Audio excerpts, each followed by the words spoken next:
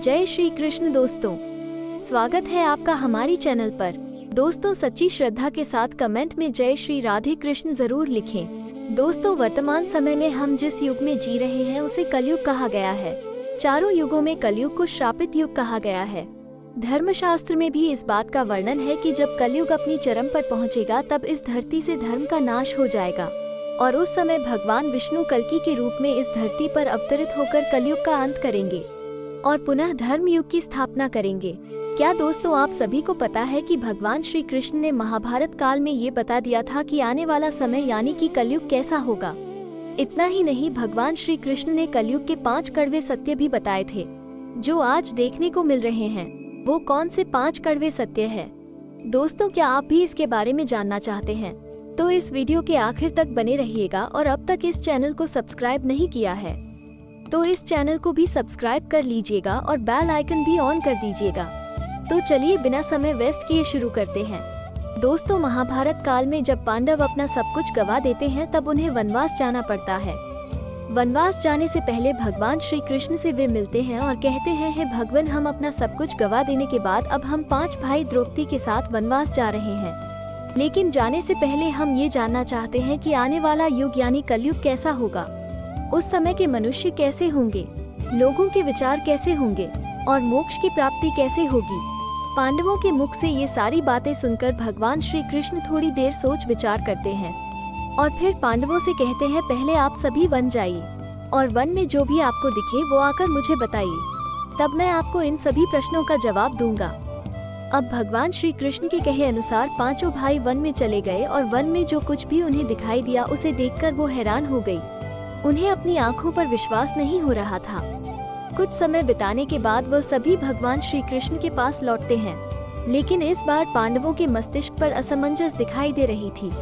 जब भगवान श्री कृष्ण ने उनकी ऐसी दशा देखी तो उनसे रहा नहीं गया और भगवान श्री कृष्ण ने कहा, आप सभी सोच विचार में मगन हैं, हमें बताइए, अगर संभव होगा तो हम उसका समाधान अवश्य करेंगे। भगवान श्री कृष्ण के मुख से यह बात सुनकर पांडव पुत्र युधिष्ठिर ने हाथ जोड़कर उनसे कहा कि हे माधव, हमारी शंका उन दृश्यों को लेकर है जो हमने वन में देखे।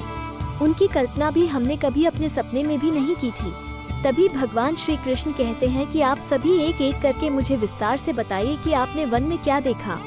इसमें सबसे पहले युधिष्ठिर कहते हैं, हे द्वारका नरेश कृष्ण, हम सभी 5 भाई वन में अलग अलग दिशाओं में भ्रमण करने के लिए निकल गए थे। जब मैं अकेला वन में भ्रमण कर रहा था तब मैंने 2 सूंड वाले हाथी को देखा था। अब आप मेरी इस शंका को दूर कीजिए कि भला एक हाथी की 2 सूंड कैसे हो सकती है। अब अर्जुन की बारी आती है। अर्जुन बताते हैं कि उन्होंने एक ऐसे पक्षी को देखा जिसके पंखों पर वेद की रचनाएं लिखी हुई थी और वो मुर्दे का मांस खा रहा था। अर्जुन के बाद भीम बताते हैं कि उन्होंने वन में एक ऐसी गाय को देखा जो कि अपने बछड़े को जन्म देने के बाद चाट रही थी जब तक कि उसके शरीर से खून नहीं आने लगता। इसे देखकर मैं हैरान रह गया कि कोई माता अपने बच्चों के साथ ऐसा कैसे कर सकती है। अब भगवान श्री कृष्ण सहदेव से पूछते हैं कि सहदेव, तुमने वन में क्या देखा? तो सहदेव ने कहा कि मैंने एक जगह पर कई सारे कुओं को देखा, जहां हैरानी की बात ये थी कि आसपास के सभी कुएं पानी से भरे थे और बीच का कुआं खाली था।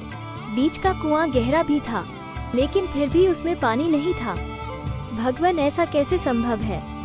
अब नकुल आगे बताते हैं कि वो जब वन में भ्रमण कर रहे थे तब उसने एक बड़ी चट्टान को पर्वत से लुढ़कते हुए देखा था।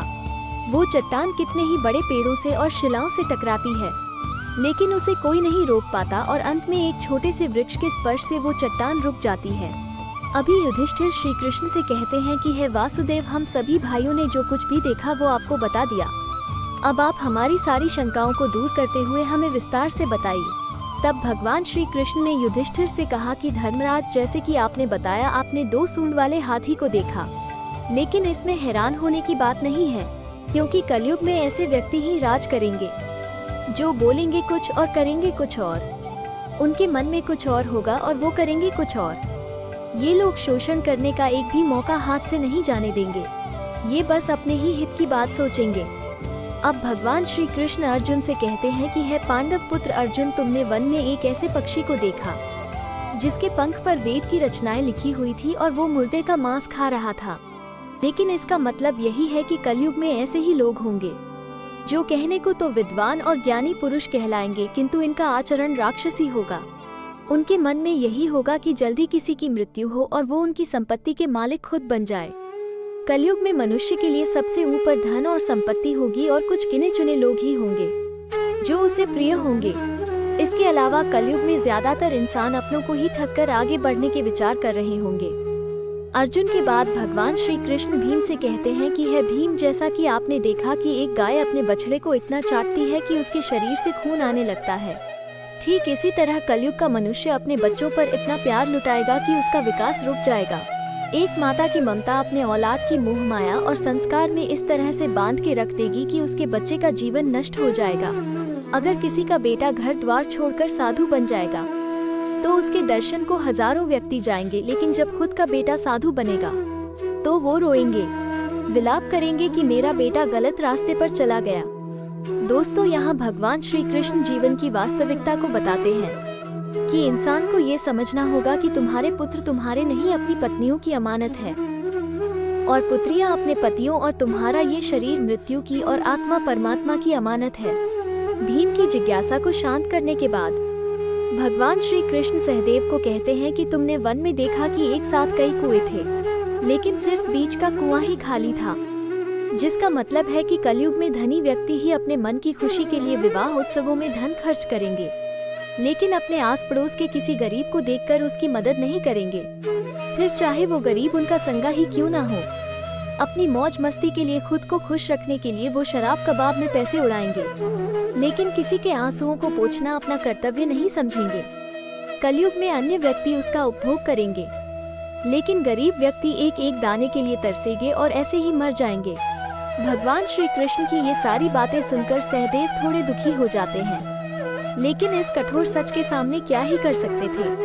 अब भगवान श्री कृष्ण नकुल से कहते हैं कि नकुल, जैसे कि तुमने वन में देखा कि एक बड़ी चट्टान पर्वत से लुढ़कती हुई बड़े बड़े वृक्षों और विशालकाय चट्टानों से टकराती हुई आती है, वो रुक नहीं पाती है, लेकिन एक छोटा सा वृक्ष अपने स्पर्श से ही उसे रोक देता है। इसका मतलब है कि मनुष्य की बुद्धि छोटी होती जाएगी, उसके जीवन का पतन होगा, साथ ही उसके पतन को एक धनरूपी वृक्ष भी नहीं रोक पाएगा, पर सिर्फ हरि नाम रूपी एक छोटा सा पौधा उस व्यक्ति का पतन रोकने के लिए सक्षम होगा। अतः कलयुग में हरि नाम ही मोक्ष का मार्ग होगा। अगर व्यक्ति धन का लालच छोड़ भगवान की भक्ति में रंग जाएगा, अगर कोई व्यक्ति हरि नाम का जाप करेगा तो निश्चय ही उसे कोई दुख नहीं होगा और मरने के बाद भी उसे भगवान के चरणों में जगह मिलेगी। दोस्तों, अगर आप गौर करें तो पाएंगे कि भगवान श्री कृष्ण द्वारा बताए गए ये 5 कड़वे सत्य इस कलयुग में सच होते नजर आ रहे हैं। ऐसे में आप भी अपने जीवन की सारी तकलीफों को दूर करना चाहते हैं तो आज से ही हरि नाम का जाप करना शुरू कर दें। तो दोस्तों, इस वीडियो में फिलहाल इतना ही। उम्मीद है आपको आज की ये वीडियो पसंद आई होगी। कमेंट में जय श्री कृष्ण लिखना ना भूलें और साथ ही वीडियो को लाइक करें, और ऐसे दूसरे वीडियो को देखते रहने के लिए इस चैनल को भी सब्सक्राइब करें और बेल आइकन भी दबा दीजिएगा। राधे राधे।